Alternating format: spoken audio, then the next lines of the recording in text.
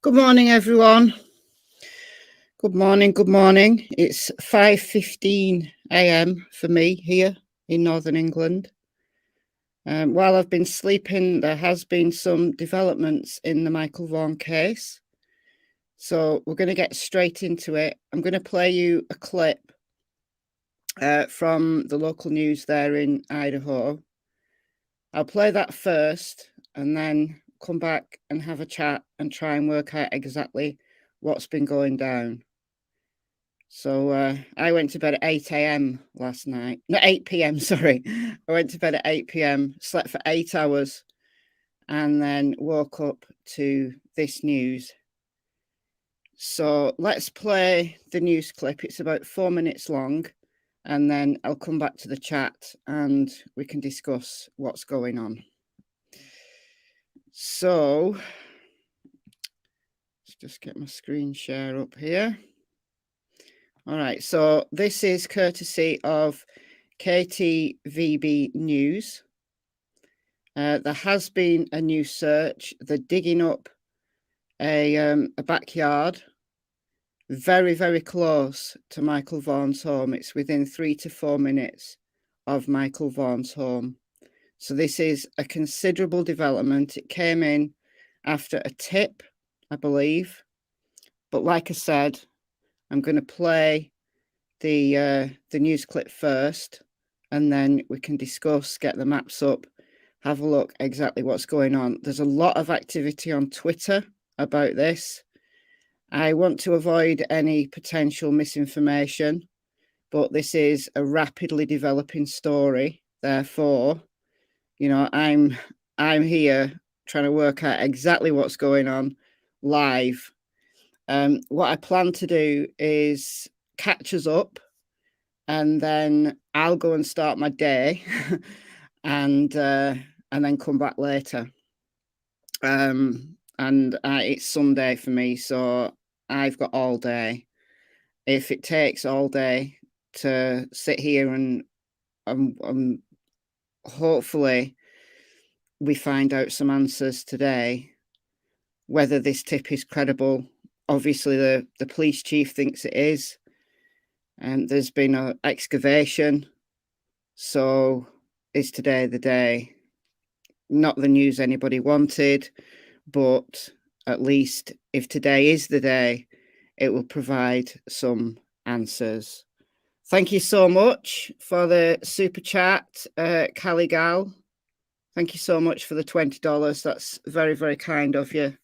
Okay, without further ado, let's play this clip, and then I'll come back and have a chat with you. All right, I'll mute out so that we don't get any echoes here. And thank you for joining us here on the Saturday News at 5. I'm Shira Matzazao, and we begin with breaking news out of Fruitland. That's where multiple law enforcement agencies are at a home right now. Fruitland police say it's all in connection with the search for missing Fruitland boy Michael Vaughan. And this is where that search is happening. Take a look at a map there. It's at a home in Fruitland, just about 4 minutes away from Michael's home. Our crews on scene say it's just across the street in another neighborhood. And that's where KTVB's Morgan Romero and Alex Duggan join us live from. And you both have been out there for hours. What are you seeing? Yeah, Shira, we have been out here for several hours. We have seen law enforcement, search and rescue crews digging through a backyard behind me. You can see a piece of the fence removed over there, as well as a tree cut down. They've been using heavy machinery to dig in that backyard. And Fruitland Police Chief J.D. Huff confirms they are searching for Michael Vaughan's remains. They got a very credible lead, as he called it, that led them to this backyard. And again, we saw that heavy machinery working earlier. We actually went into the backyard of this house behind us to look at that. And you know, Alex, when they stopped using that heavy machinery, there were several people in that backyard just kind of sitting there. It was eerily quiet. Chief Huff telling us that they've been out here since last night. Tell us what else we know. Well, Morgan, Huff said that they haven't found anything as of now, but they're going to keep searching and excavating for his remains. They obtained a search warrant to search the premises. They came out here at 9:30 this morning to start over again. And, you know, Idaho State Police, Idaho Search and Rescue have been out here along with the Fruitland Police Department. They have canines in the backyard. And, you know, they said in a press conference earlier this summer that a lead had placed them back into the Fruitland area. Yeah, and at this time, you know, again, they have not found anything, but Chief Huff telling us that they are going to be out here for as long as it takes. They're going to be out here well into the evening. And since Michael Vaughan disappeared back on July 27th, 2021, they have received around 1,200 leads. They have cleared many of them, some of them, like this one, considered very credible. Chief Huff also telling us that a couple lives inside that home that we're showing you. And he says right now he doesn't know of any connection that he's aware of between the Vaughan family and this couple who lives inside the home. But as we were out here in this neighborhood earlier, speaking with several neighbors, they told us they haven't seen anything like this in their neighborhood. They're really shocked. Take a listen. I've been in New Plymouth at a family thing, and I came home, and my wife called me and said, yeah, there's something going on behind the house. I live over off the block behind them. Okay. And I had heard some activity over there. He said he heard activity, and that's what we heard when we were out here earlier too. Alex, you've been out here since around 1 o'clock this afternoon. What else did you see? You know, neighbors' homes have already been searched. The neighbor we talked to said that his home was already searched. He allowed them into their home. They searched his garage. They searched everything. And he told me that they showed him a picture of a scooter, a kid's scooter, and they might have been looking for that. And that's what he thought, you know, he found very interesting was that he said he hadn't seen it. And as Shira said earlier, the parents' home only 4 minutes away, and that is the area on Southwest 9th Street in Fruitland where Michael Vaughan, also affectionately referred to as Monkey, was last seen. And as we've been covering this story, there have been searches across the country, his picture, his information on the side of semi-trucks all over the country, just searching for him. And the fact that we are back here just 4 minutes away from the parents' home, perhaps looking for his remains, as Chief Huff said, just shows, you know, how close to home this situation really was. We will continue to stay out here all evening, and we will continue to keep updated on air and online. You can follow both Alex and I on Twitter and go to ktvb.com to read more about that background information. Shira. Yeah, I know you both have been staying on top of this for us, and we'll be sure to check back in with you.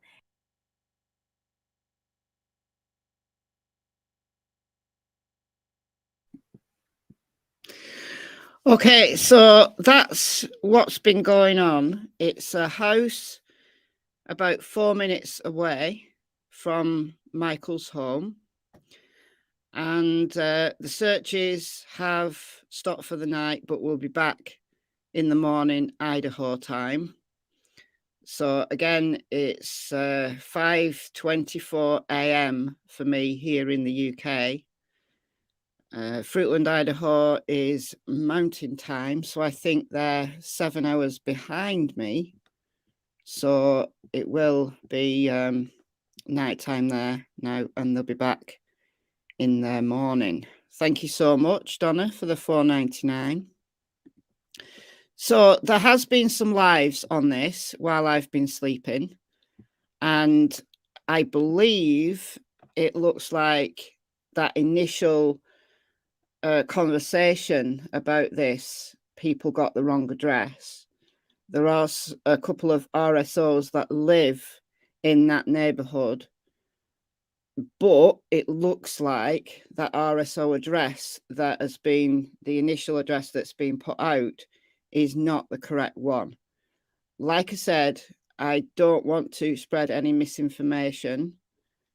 I want to get this reporting as accurate as possible, but this is it's new, it's a developing situation. So it's easy to unintentionally, inadvertently give out wrong information. But let's try and keep this as factual as possible. All right, so for those just coming in, there has been a major development in the Michael Vaughan case. Michael is now 6, but he disappeared from his home in Fruitland, Idaho. He was out there on his street looking for people to play with, and he was then never seen again. He's been missing since the 27th of July, 2021. And is today the day? Is today the day when something significant is found? The police chief, J.D. Huff, has stated that they are looking for Michael's remains. So it's incredibly sad for the Vaughan family. But if this tip does lead to Michael, at least it means that the family gets some closure. So let's try and work out exactly what's going on. Let's say a few hellos first of all, because I jumped straight into that report. Indeed, they are searching, maybe for Quinton too. Hopefully, we get answers for Quinton very, very, very soon. Very soon.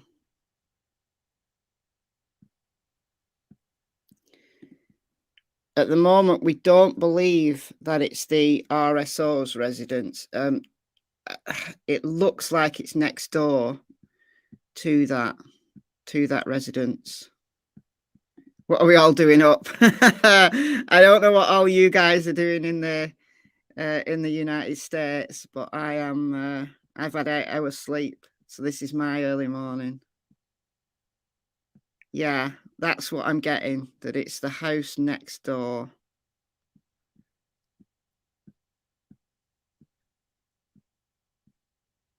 So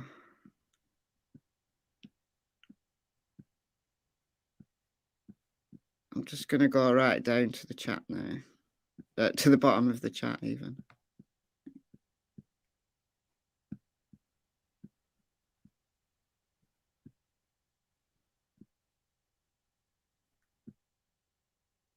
Yeah, that's what seems to be what's going on.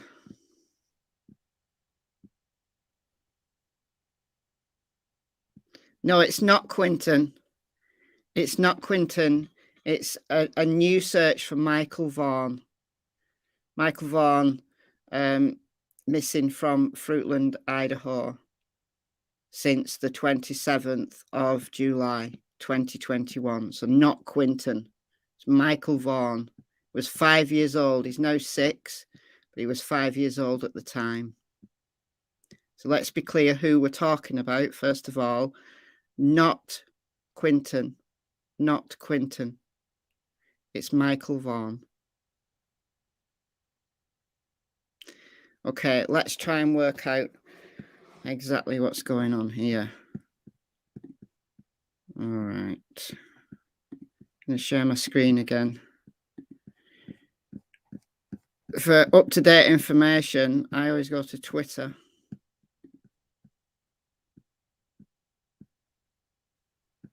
Let's have a look.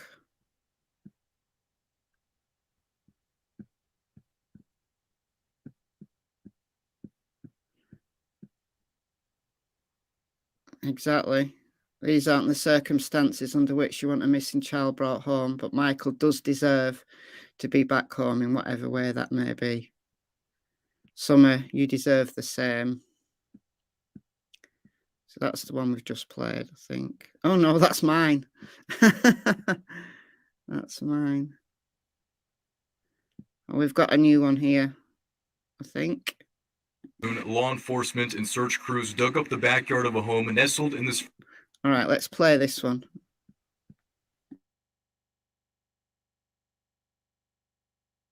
Fruitland Police Chief J.D. Huff confirmed they're looking for missing Michael Vaughan's remains in the backyard of this house on Red Wing Street in Fruitland. On Saturday afternoon, law enforcement and search crews dug up the backyard of a home nestled in this Fruitland subdivision, only 4 minutes away from where Michael Vaughan lived and was last seen. Police got a search warrant to scour this house on Red Wing Street in Fruitland Friday night and all day Saturday. Fruitland Police Chief J.D. Huff said they received a credible tip, one of more than 1,200 tips they've fielded about Michael's case since he went missing on July 27, 2021. At a press conference this summer, Huff told reporters a legitimate tip brought their investigation back to the area of Fruitland. Fruitland PD, Idaho State Police, and Idaho Mountain Search and Rescue used heavy machinery, including a backhoe, to dig.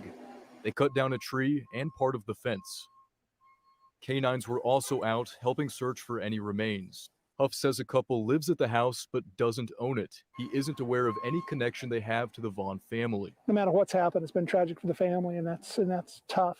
A neighbor told us he's never seen a search like this in the area. Mike Parker says crews knocked on his door and other neighbors in the past.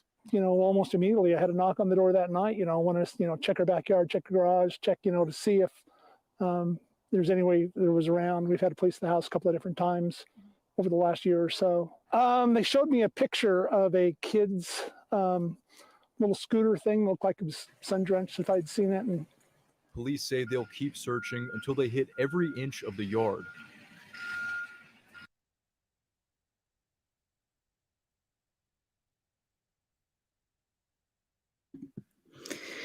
Okay, so we've got Red Wing Street. I'm going to look up Red Wing Street.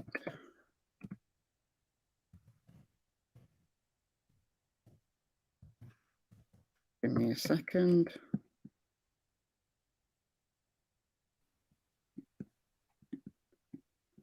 All right, I have to reshare here.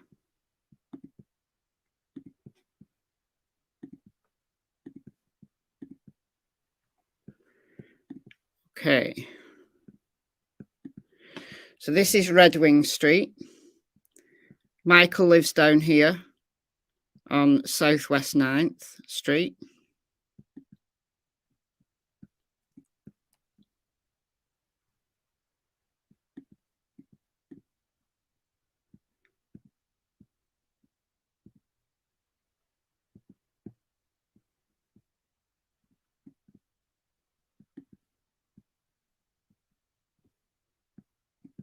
This is Red Wing Street.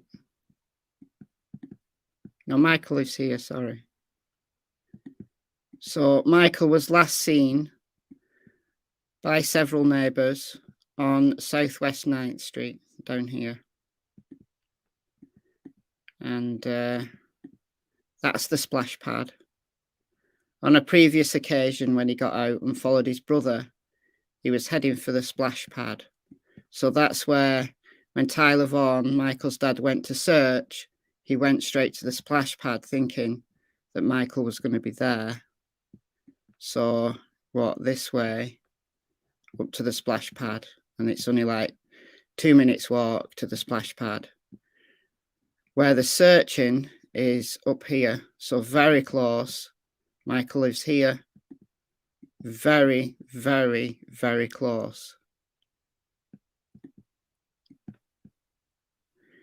Now, I'm not sure that I want to give the number because there has been some confusion about the house. So this is just a general pin. Don't think that it's this particular house.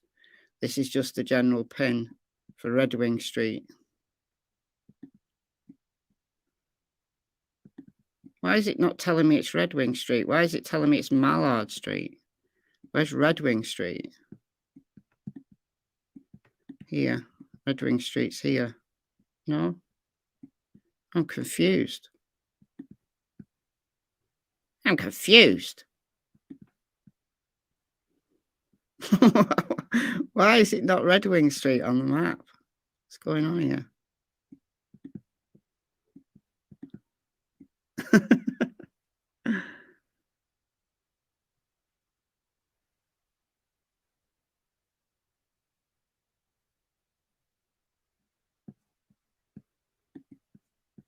Let's try and work this out. Karen, Texas, member for 3 months. It's out already, Michelle. Thanks for your video. I know, but there was some confusion about which number it was. Right, so people are saying 1102. This feels like doxing. So it's this one, this corner house here. Why is it telling me though that this is Mallard Street? That's confusing. So this house on the corner.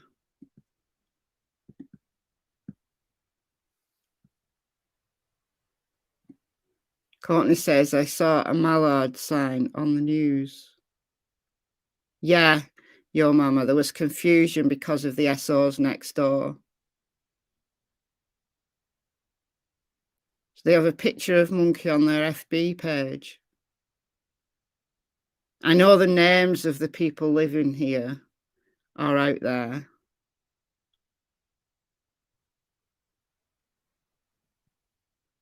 Google Maps was wrong. Google Maps is wrong sometimes. I found that in Summer's case, that it was giving wrong street names and things. It's confusing.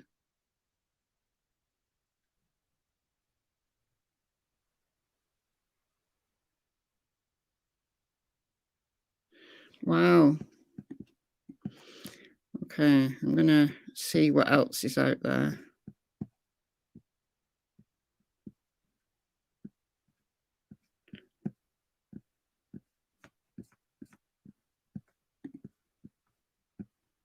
What's going on? Just lost my search. My computer's going mad now.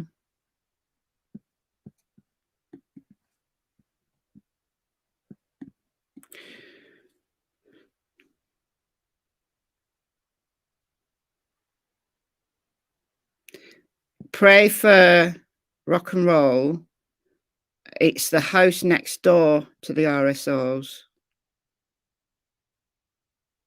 So this is why I'm a little bit reticent about naming them,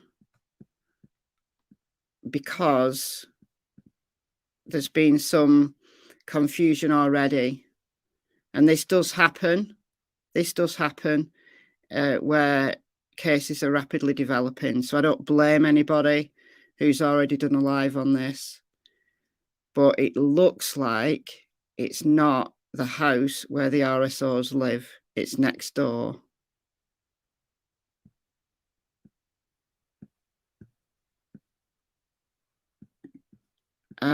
Presumably because the tip didn't come in previously. Presumably because whatever tip has been has come into the police this weekend, it wasn't previously known. I mean, in so many cases where a child is abducted, and we know that in a large number of cases, it's somebody either in the family or close to the family. But in this instance,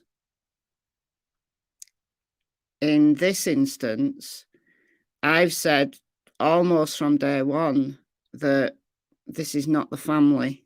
It's one of those cases where this was a genuine abduction.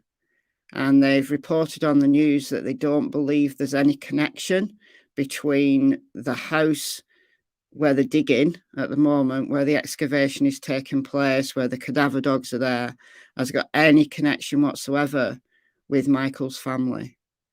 And this is a genuine stranger abduction. I've gone through the timeline with a fine-tooth comb, and I've always said, I've done videos, I've done lives about this.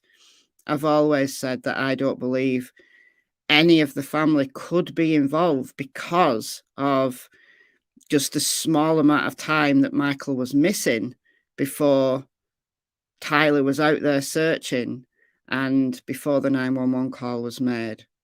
So for me, in just my own personal investigation of this case, I've always supported the family because I couldn't see any way in which the family could have been involved. And this was a stranger abduction. And I've looked, I mean, this house here, this Red Wing Street house, wasn't on anybody's radar. Nobody's radar. You know, I've always looked at the map here and thought this is the perfect neighborhood for a child abduction to take place. And it's sad to say, but you know, if somebody wants to abduct a child, this is so close to the highway, it's close to the state line, just literally minutes away from the state line. Fruitland is here. This is Fruitland. And then you've got the state line right here. The state line is the Snake River. And then just over, you've got Oregon and an interstate. And I've always said that this is the perfect place for a child abduction. Very close to a little park, the splash pad. Somebody just asked in the comments, how close is this to the splash pad? This is where the splash pad is here, Cresswell Park. And then Red Wing Street is right there. So the news are reporting that this is 4 minutes from Michael's home. Michael lives here, Southwest 9th Street. Some neighbours saw him on Southwest 9th Street. One of them even walked him back to his home. Didn't take him in. It's so sad, so regrettable. But didn't take him in. Walked him back to his mailbox, but didn't watch him go in. But neighbours did see him. Neighbours spoke to him, and he was heading this way. So I've always said, as Tyler thought, he's heading to the splash pad. This is where he loves. This is where he goes to play. This is what, you know, it was a summer's evening, 27th of July. Neighbours saw him around 6:40. And in a recent, not so recent, but in one of the latest press conferences, they'd honed the time down that Michael's disappearance occurred between 6:40 and 7 p.m. There was just that window where Michael was out of the house, and then by 7 p.m. Tyler was out looking for him. So there was that 20-minute window. But no one had this house on their radar. No one, as far as I know. It's very similar in a way to the Delphi case, where in that case, if you've been following the developments in the Delphi case, the guy that's been arrested, that the police believe murdered Abby Williams and Libby German, lived within less than a mile from Abby's home, very close to the Monaghan High Bridge, where that down the hill little clip was taken. And he was on no one's radar, but yet a local man working in the area. Everybody knew him, and he wasn't on anyone's radar. And it's looking at the moment that this is going to be, if this is where Michael has been, and they find some evidence of Michael's remains here, it's going to be a very similar situation to that of the Delphi case, which is, it's really sad, but it's not unexpected, if you will, that when a child is abducted and it's not a member of the family, and as I said, I've never thought this was the family involved, and the family have taken a lot of heat from people. in our community, in the true crime community. And I hope those that have been, you know, looking at the family and thinking that Tyler did something, if this tip proves to be the tip that solves the case, I hope those people will apologise to the Vaughan family. Yeah, hiding in plain sight, Holly. Yeah, exactly. Exactly. Thank you, Alicia, for becoming a member. Welcome to the Secret Agents Club. Yes, he was. He was playing outside.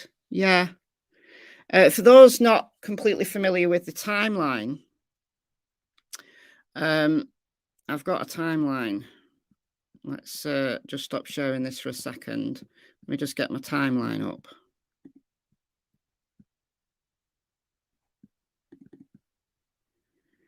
It's hold on. I've got to do this in PowerPoint. Got my timeline in PowerPoint. All right. I've not got it loaded onto StreamYard, so I'll have to do it the old-fashioned way and share my whole screen.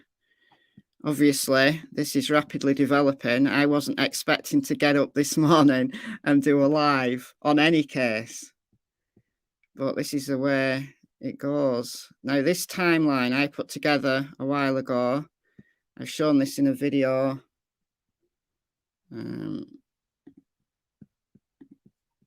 I've done a live on this. This is my timeline that I put together a while ago now. I put this together after the police released that there was this 20-minute window. So let's just go through this timeline for those not familiar with the case. All right, let's get rid of the porn bombers.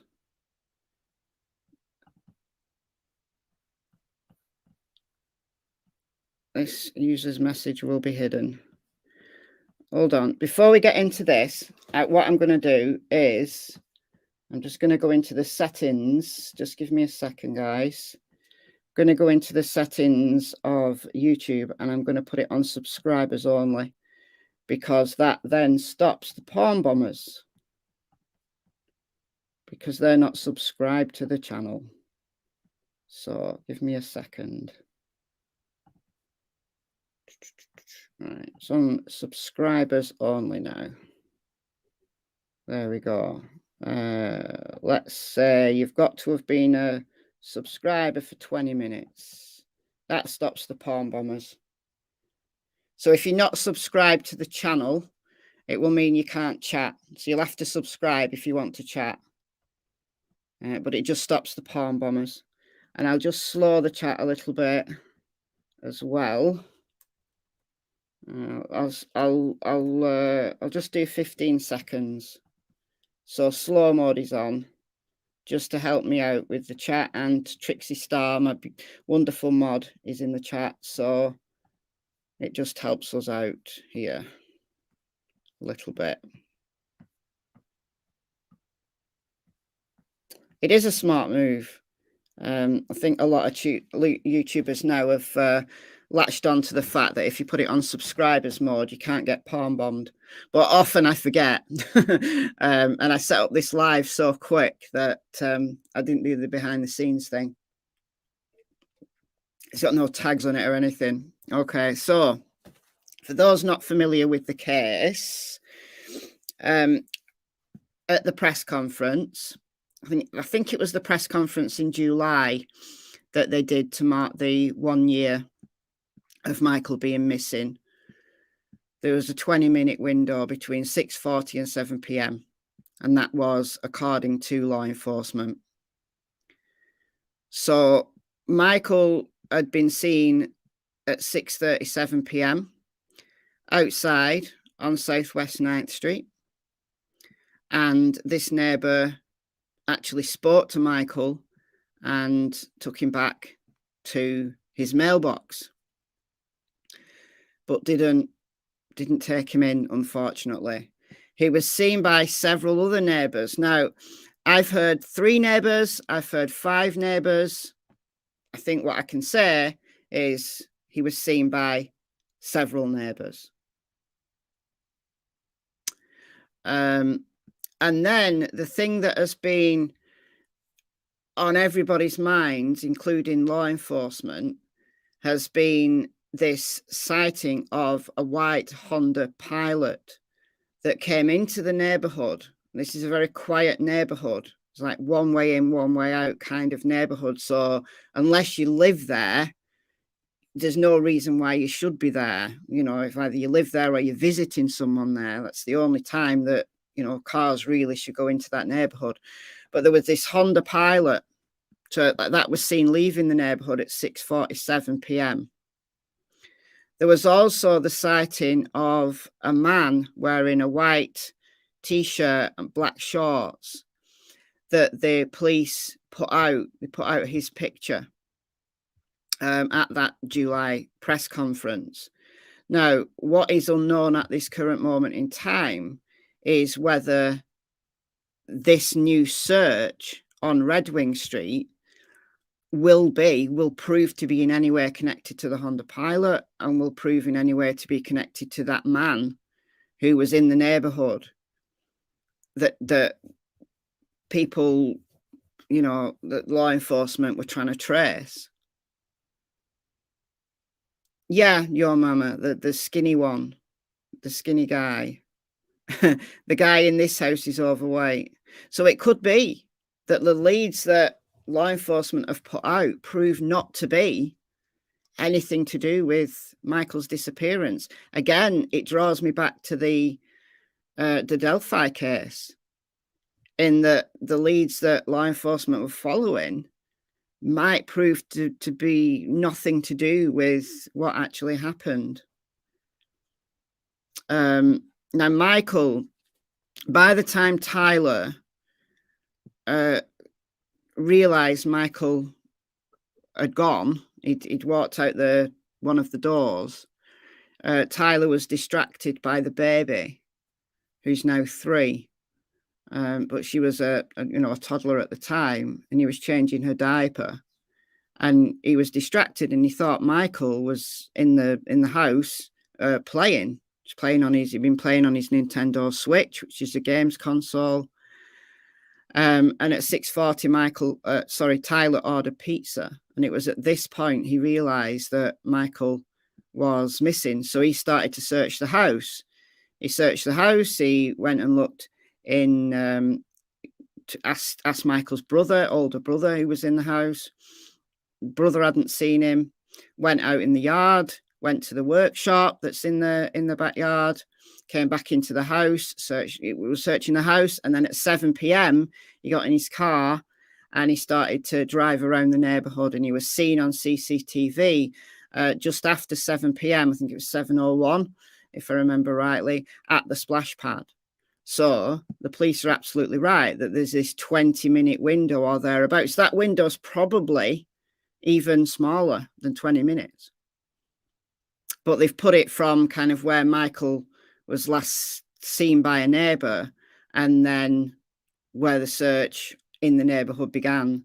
But I think that window actually in real terms is going to be probably seconds, that somebody snatched him in seconds. So yeah, absolutely. Peppermint smotcher. 2 different people. But we don't know. We don't know yet, because that young man could have absolutely nothing whatsoever to do with Michael's disappearance. And it just happens to be some guy in the neighborhood who's not come forward because maybe he was up to something nefarious. Maybe it's just completely innocent, but it's suspicious that he's never come forward to clear himself. It's the same with the Honda Pilot. That might prove to have been nothing to do with the case. Exactly, Steffi. It takes seconds. I witnessed my friend getting snatched when I was 5. Oh, my word. I hope your friend was fine. I hope your friend was brought home. No, Tori, not as far as I know. The Honda Pilot is still outstanding as an issue, a big issue. But like I said, it might prove to be nothing whatsoever to do with this. Tori, thank you for becoming a member. Welcome to the Secret Agents Club. There's a registered business at the house they are digging up for car repair business. I've heard that it's a taxi business. Again, this is the joys and the aggravation of reporting something that is a rapidly developing story.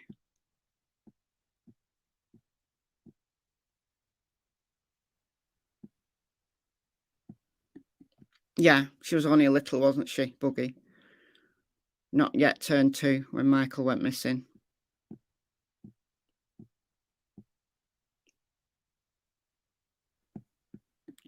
I do try. I try to get things as accurate as possible. And that there are timelines out there that aren't correct. I've developed my timeline based on law enforcement and then the credible things that Brandy has said from what she said on interviews.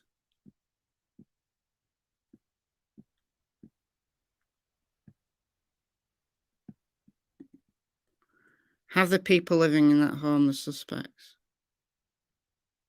Don't know what you mean by that. But no, as far as I know, this house that they're now searching on Red Wing Street, let's get that house back up, has not been on anyone's radar until this tip came in to the police. So once again, Michael lives here on Southwest 9th. The splash pad is here. That's where Tyler went to search. And the place that they're digging up, the house that they're digging up, is this corner one here. 1102 Red Wing Street. So look how close it is. And it just shows just how quick Michael has disappeared. You know, if someone was walking here, snatched him up, even walking, you're out of the immediate vicinity. You've gone. Even walking in this instance. Shocking. It's shocking, but this is, in my opinion, it's not unexpected that it was somebody very close. Because when a child gets abducted, yes, there are situations where children are whisked away and, you know, trafficked away. But quite often, when the family's not involved and this is a stranger abduction, no one is connected to the family, then it's somebody very close. And this is why in the Summer Wells case, I've been looking very closely at the neighbours, at the local environment, because in Summer's case, if it turns out that the parents are not involved, then the chances are this was somebody very, very close to Summer's home. It's proven time and time and time again, when a child is abducted and it's nothing to do with the family, it is somebody very close to home. It's looking like that's what happened in the Delphi murders. It's looking like it's happened in this case. I can give you stories of abductions and child murders in the UK where it's exactly the same. The case of April Jones, I don't know whether any of you guys will have heard of the April Jones case, but she was a little girl who was abducted. And her little friend, she was playing outside. I get the April Jones case up, because this is an absolutely heartbreaking case that a lot of people outside of the UK have never heard of.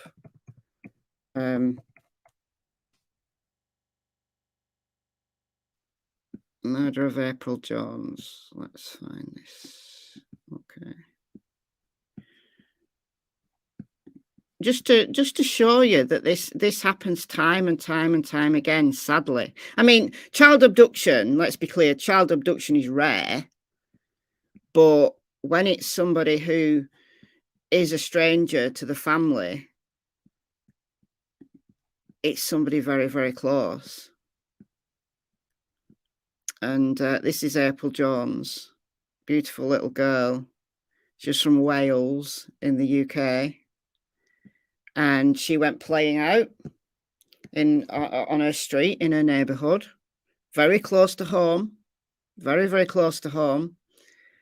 And she was playing out with her little friend.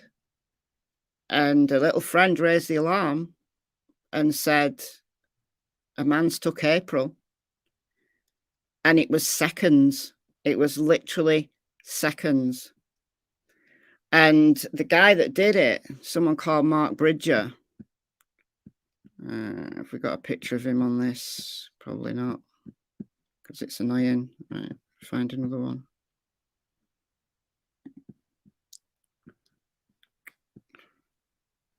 Go away. But the guy, that's Mark Bridger,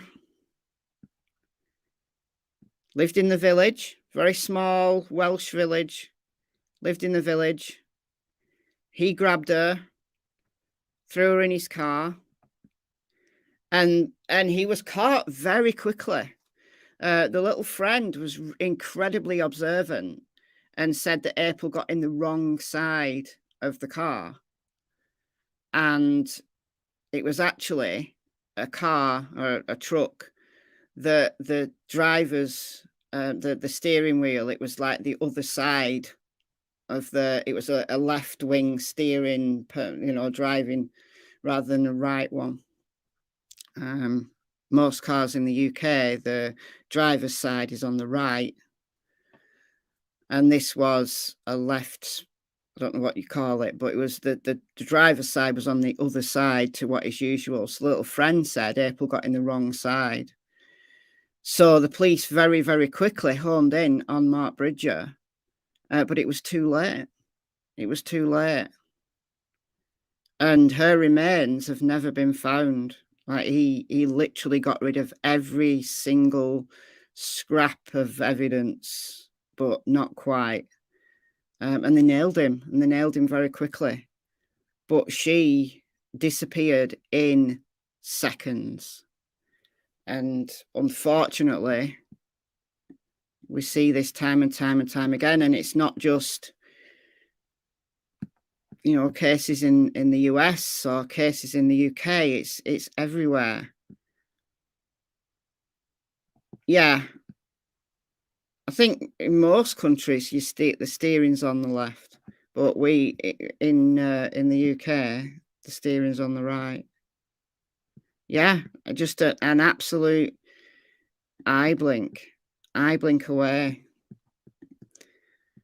So I'm not sure that we're going to get any more news at this moment in time because it's night time in Fruitland. Oh, wait. Sarah has been taken into custody. I'm seeing. Can we confirm this?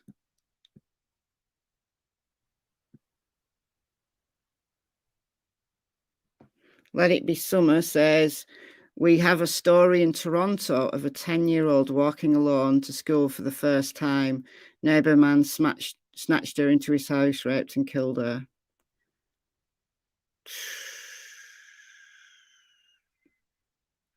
Kelly says, if nobody lives at that house, I think people do live at the house. This is what I'm trying to confirm. I don't want to give the names away. unless I can confirm that it's actually those people at the house, and those are the ones that are the suspects. I mean, the names are out there, but do you think that the RSOs next door could be the perpetrators? It's interesting. It's interesting that there are RSOs living next door. Could they be connected? Yeah, but are they? We don't know. Lana says they're both in custody. Oh, wow. Oh, my word. Okay, let's find that story.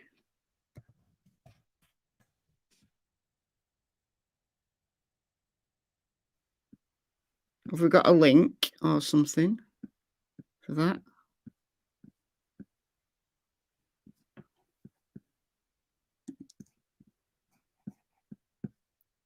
Let's have a look here.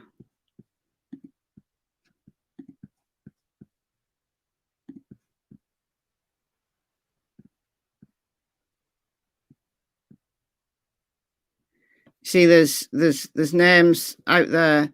We've got Stacey James Wanderer. Don't know whether that's the right name though.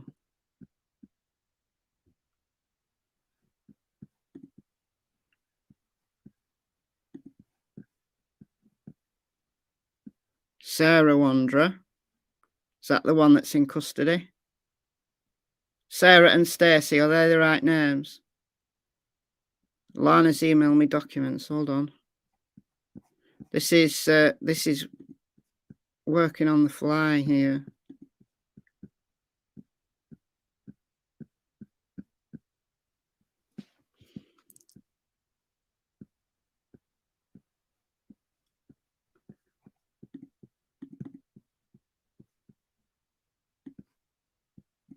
Sarah Wanderer.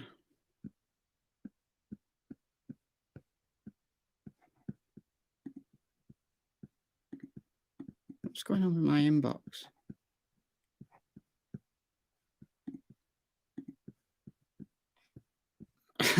My computer's frozen.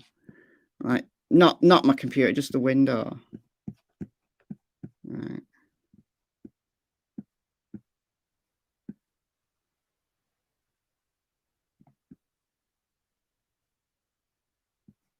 Are these definitely the right people though? Are these definitely the ones that are in custody?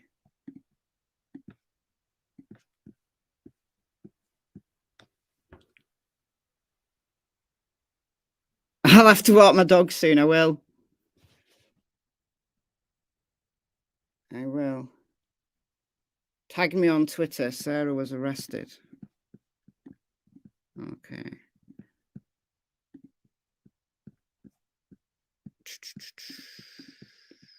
Yeah, but was she arrested over this?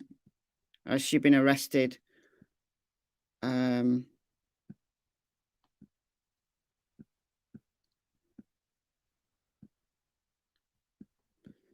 she been arrested over something else? Hold on, I'm not even sharing my screen, am I?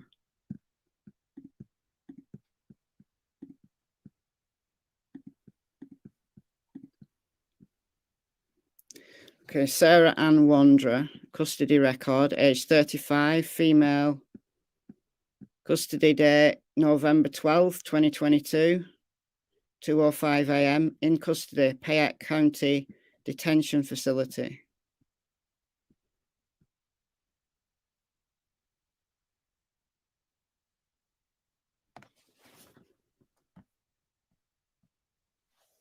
Yep, Sarah Ann is in custody. Yeah, we've got this record. Sarah Ann Wanderer, age 35, gender female, race white, custody status November 12th, 2022, 2:05 a.m. Mountain Standard Time. In custody, Payette County Detention Facility.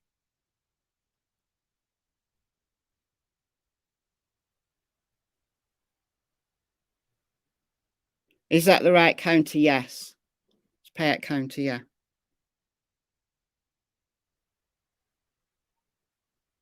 JLR said 2 hours ago, arrested Sarah and Stacey. Yeah, but what I'm trying to clarify is are these the right people? And has Sarah been arrested? Is it coincidental that Sarah's been arrested? She could have been arrested for something else other than in connection to Michael's case. That's what I said right at the beginning of this live, I don't want to put out any misinformation, but it's easy to do that inadvertently simply because this is a rapidly developing situation. Exactly, Peppermint. Do we know why she was arrested? No. No.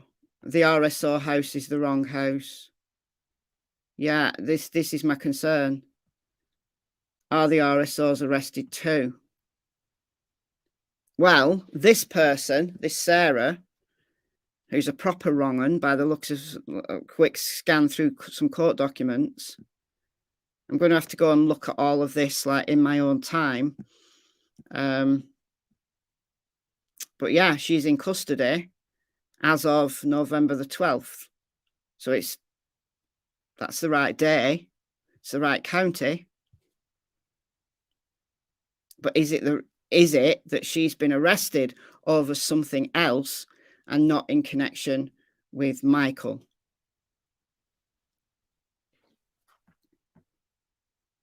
Liplock No More says, I've read the charge doc. So what's she been charged with? Some say she was arrested for firearms. Patty says, my guess is she was obstructing justice by changing the address on 2 homes and helped the RSOs avoid the original search. The RSOs next door. I know, this is my issue. There's a document that she's pled the 5th and 6th. Same thread. Okay. I hate Twitter sometimes. It's so annoying. So annoying.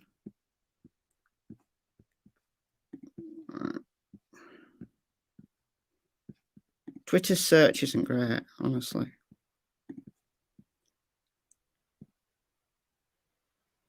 This is Sarah Wanderer's last video on TikTok, posted April 13th. Same exact yard shown in the yard that's been dug up now. Yeah, but it's next door.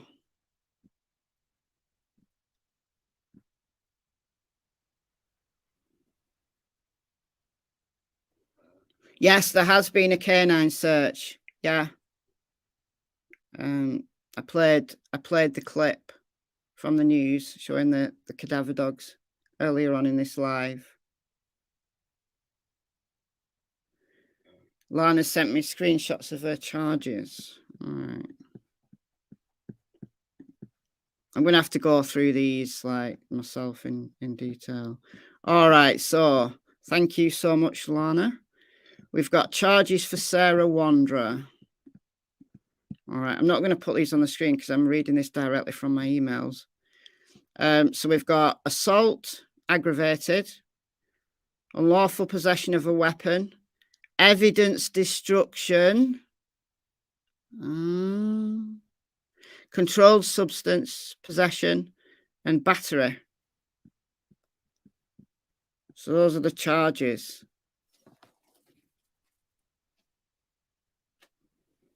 That's Sarah Wanderer. So she's definitely arrested over something else. But you see, again, what we get in cases is somebody who's a suspect who they don't have enough information on at that moment in time to arrest them for the thing that they're actually looking for. They can arrest them for something else that they've done wrong and hold them whilst investigations continue. That's what happened in the Dylan Rounds case. You know, James Brenner's been in custody for God knows how many months. And they're just holding him there, and they don't have enough evidence to charge him with the murder of Dylan Rounds, but they've got evidence. They took him in on a pre-existing warrant. They've got evidence of other crimes that they can hold him on and try him on. And it gives them time. They play for time. You know, they're legitimately holding someone because they've done wrong, but it's not for the charge that they want. You know, James Brenner is the only suspect in the Dylan Rounds case, but they can't charge him with murder as of yet.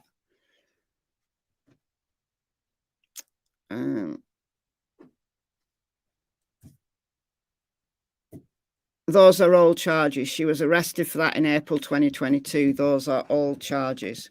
She's a wrong 'un, but is she the one? Here, Cassie. Cassie's woken up. So it's nearly her walk time. Give it another hour and Cassie will be flying around the house demanding a walk. She gets my shoes out. She gets her lead. And then there's no stopping her. So I am going to have to go in a while to take her out, or else she'll go mad.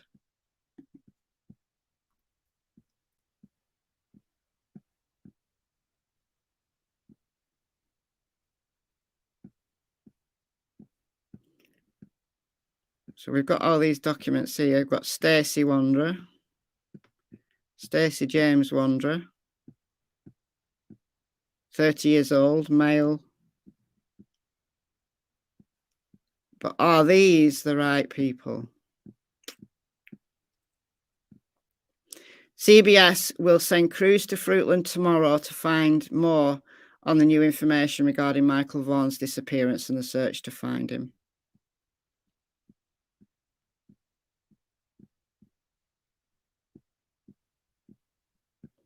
So for those of you just coming in, because people are kind of starting to wake up and stuff now, I'm going to play this again. This is from KTV News. I'm going to play this again just to catch people up. So let me just mute out here.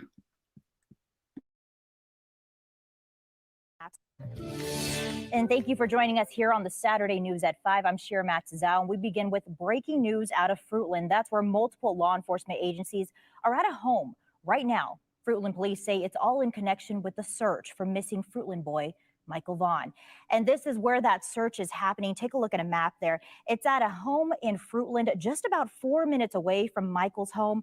Our crews on scene say it's just across the street in another neighborhood. And that's where KTV's Morgan Romero and Alex Duggan join us live from. And you both have been out there for hours. What are you seeing? Yeah, Shira, we have been out here for several hours. We have seen law enforcement, search and rescue crews digging through a backyard behind me. You can see a piece of the fence removed over there, as well as a tree cut down. They've been using heavy machinery to dig in that backyard. And Fruitland Police Chief J.D. Huff confirms they are searching for Michael Vaughan's remains.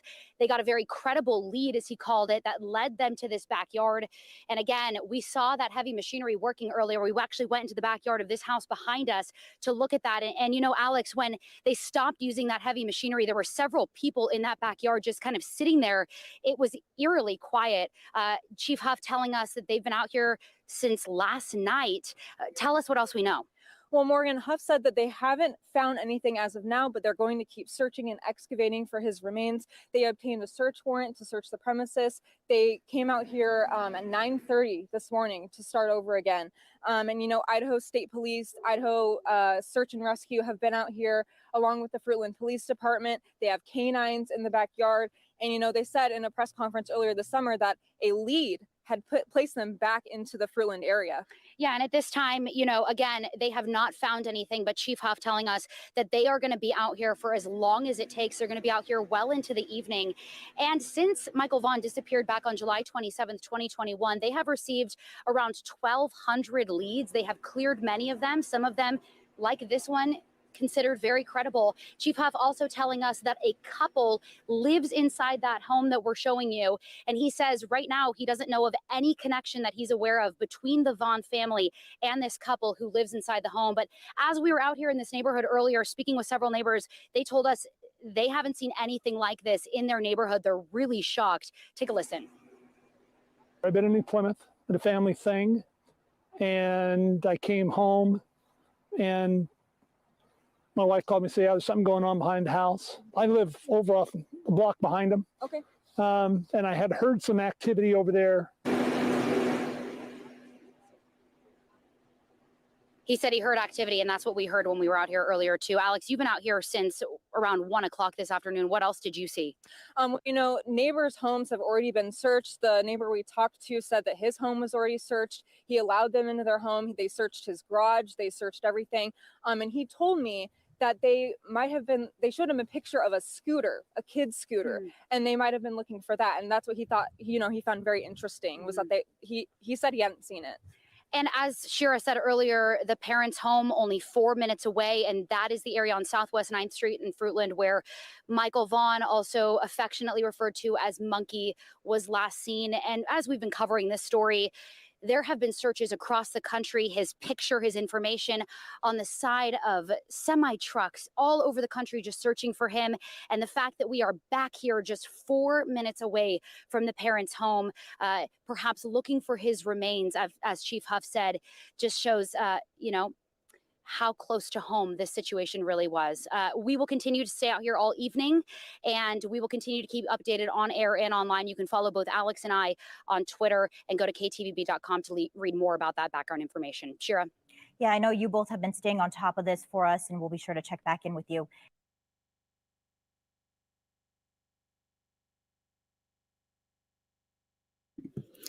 Okay, so that's the latest news report for those just coming in. So a backyard has been excavated just 4 minutes away from Michael's home. Let's show you the map. So the house is here on Red Wing Street. This is the house that they've been excavating. And Michael lives down here, down this way. Michael lives here. So 4 minutes, according to the news. I mean, look how close that is. So it was a bit confusing when the reporter said across the street in another neighbourhood.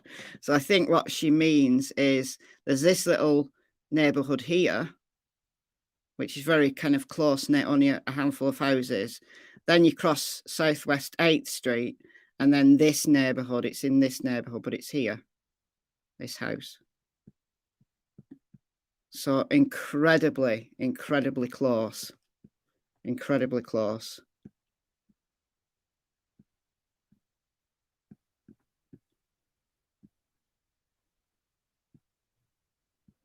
We've got quite a few people coming in now. Won't be sleeping tonight. Well, I've had 8 hours. I've had 8 hours. I've had a good 8 hours. I fell asleep at 8 a.m. Sorry, 8 p.m.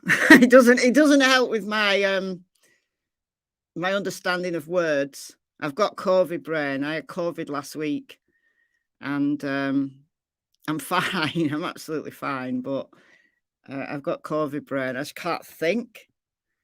And I didn't sleep much the night before, Lana, because that information you sent me and that Level-Headed sent me, I was up till 2 a.m. Saturday morning, looking through all of that and listening to the stuff. And yeah, might as well say, because Navi's put the scheduler up. I was due to be on panel on Novelist True Crimes Monkey Monday, this Monday. So we've been working behind the scenes for some information on that. So I think Novelist will probably be asleep because he's in Ireland. He's the same time zone as me. So if people are sensible, they're still in bed where I live. But I was so tired. I went to bed at 8 p.m. and I slept till 4 a.m. So I've had a good 8 hours, which is probably good, given that this is rapidly developing. Exactly. There has to be good reason. For a judge to sign off on a search warrant that involves excavation, then you've got to believe that they think this is credible. Fly on the walls, not sleeping either. To be honest, I think that we're not going to see anything for a few hours now, because in Fruitland, what are they, 7 hours behind me? So it's night time in Fruitland. So the searchers have gone for the night and they'll be back in the morning. So 9 a.m. Fruitland time is going to be 4 p.m. my time. So it might be that you guys can go to sleep for a couple of hours, because there's not going to be, yeah, I just played that. Yeah, the search is going to resume in the morning. So that's going to be what, 8, 9 a.m. Fruitland time. Yeah, it's horrible. It's incredibly sad. I bet Brandy and Tyler are not sleeping tonight. It's horrible. It's not the way anybody wanted this to end. You know, there was always that hope. Brandy held out hope so strongly that Michael was going to come home, and he was going to come home, you know, alive. And nobody wanted it to end this way. However, having said that, this is just a search. Yes, it might be a very credible tip, but they might not find anything. Let's be, you know, let's be real. But if they do, and this is, you know, this is the end of the story in terms of the search, then it's the beginning of justice for Michael. At least his remains can be brought home. The family at least can begin, you know, that process of closure. And justice can begin. You know, that's what everybody wants, justice for Michael. So it's so sad, but at the same time, it's at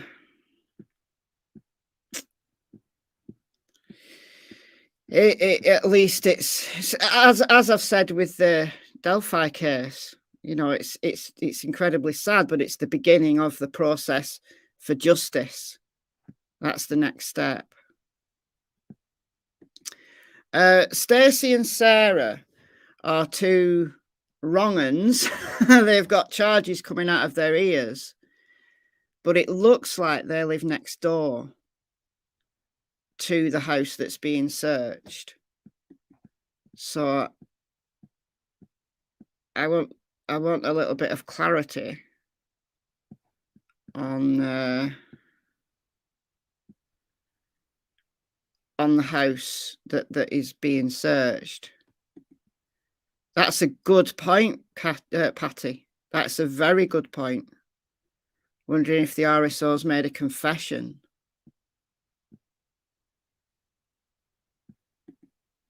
He did. Yeah, Chris McDonough went to Michael's home and talked to Brandy and Tyler. Did a drive-through. I don't think he would have gone to that property. If I remember rightly, because I remember seeing that, if I remember rightly, I think he drove around this area, because he drove to the splash pad and he walked around Cresswell Park.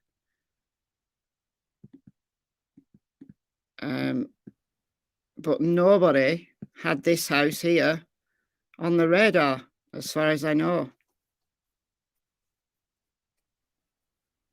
So I think Chris focused around here and the park, and he was looking at kind of these houses here, and he walked right through to the back here. Yeah, I remember that. It was a good show when Chris did that.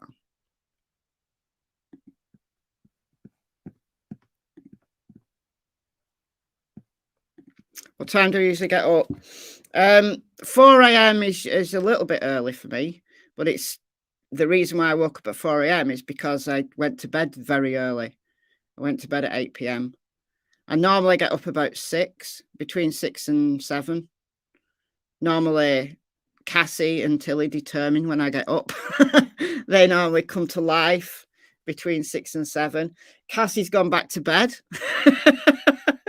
So, but she'll get up in a minute. Tilly's fast asleep downstairs. Tilly, I haven't seen Tilly this morning as of yet. She's still asleep downstairs.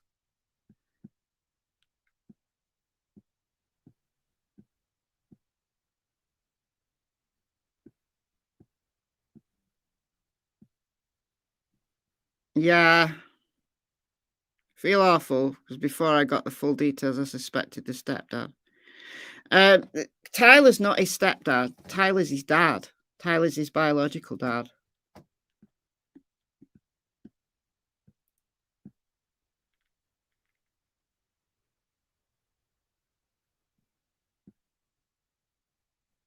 They're in mountain time. Fruitland, Idaho is mountain time, so it's 7 hours behind me.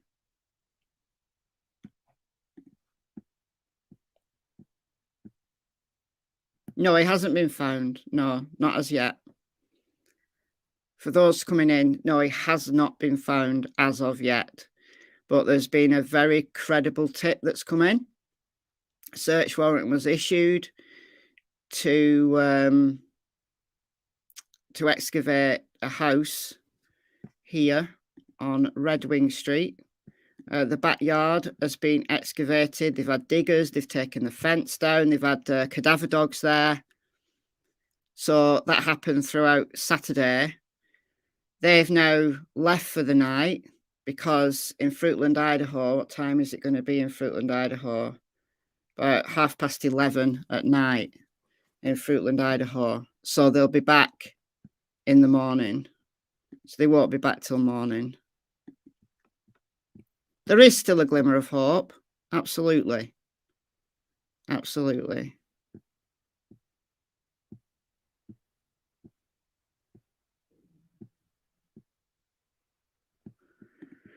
Well, it's a full excavation, Patty. So they'll take the topsoil off. And you never know. You never know. They might not find anything. The tip might be very credible, but not result in the recovery of Michael's remains.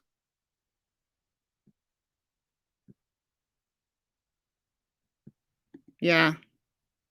Couldn't agree more, Heidi. Couldn't agree more. I mean, I think the way that the family has been treated by a minority, but a vocal minority of people who have been interested in investigating this case, the way that they've treated the family is appalling. Yeah, Tyler took his eyes off Michael. He absolutely did. He was distracted. The need to, focus on the baby, who was 1 at the time, little toddler, but she was only 1 at the time, and having to change her diaper, organise dinner, that kind of thing that a busy parent does when there's several kids in the house. And he thought Michael was safe in playing on his Switch. And unfortunately, Michael had other ideas. Michael was a very active, independent little boy. And he obviously got bored of playing and he went outside. It was a summer's evening. It was 27th of July, nice warm summer's evening. He went out looking for someone to play with. Spoke to several neighbours. Unfortunately, one neighbour actually saw him, spoke to him, took him back to his house, but didn't take him in, unfortunately. So yeah, Tyler will regret taking his eyes off Michael for the rest of his life. That neighbour will probably regret not taking him in, knocking on the door and actually seeing him go in for the rest of their life. But these things unfortunately happen in busy families. And you never expect your child to be abducted and possibly murdered in your very neighbourhood, which is a very quiet, kind of semi-rural neighbourhood. Fruitland is only a small town. I mean, this is Fruitland. This is where my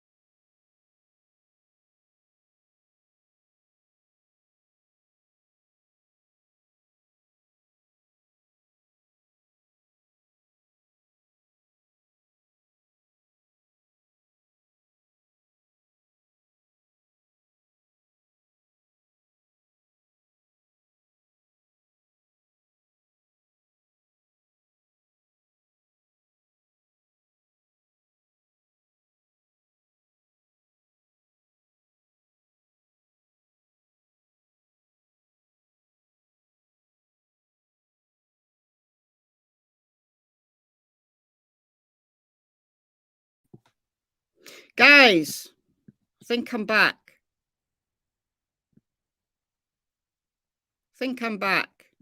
My internet went down for a second there. I think I'm back. My internet's terrible, and we've got it's very windy and a little bit stormy outside. I got gone. I did. I got gone. I think I'm back though now. We're back. Yeah, we're back. We're back. Yeah, it does that occasionally. It's my internet. It's absolutely terrible. Absolutely terrible. I can't get the all singing, all dancing, full fibre broadband because I live out in the sticks. So it goes down sometimes. So no, I wasn't muted. I was gone. I was literally gone. I had to wait for my Wi-Fi to reconnect. They do, absolutely, holy moly. They do. Tendency to taking off. Yeah, because they're at that age where they're independent, but they lack the common sense of, you know, understanding safety. It's a difficult age because you want to give your kid a little bit more independence at the age of 5. But yeah, evil lurks everywhere. Lurks everywhere.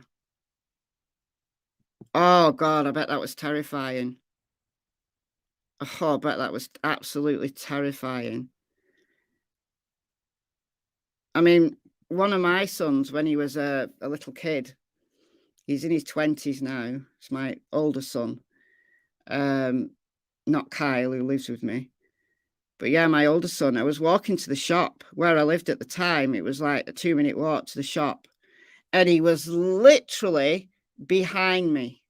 I mean, literally, like I wasn't holding his hand, but he was literally just behind me, like a step behind me. I looked to my left and my son was in the middle of the road, like the main road, and a car had to slam on and stop for him. And it was literally a split second that I think he was about 4 at the time, maybe 3. He just bolted. I mean, it can happen so quickly. They disappear fast. You know, they just run. They don't understand They absolutely don't understand danger.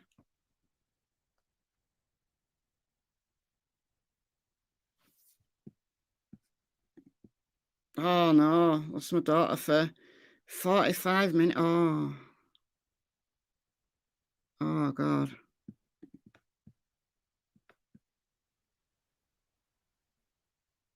Exactly. Exactly. Exactly. Anyway, guys, what I'm going to do is I'm going to sign off, start my day, and then I'll come back later when Fruitland is up, and we'll see what the developments are then. Because there's not going to be anything tonight now.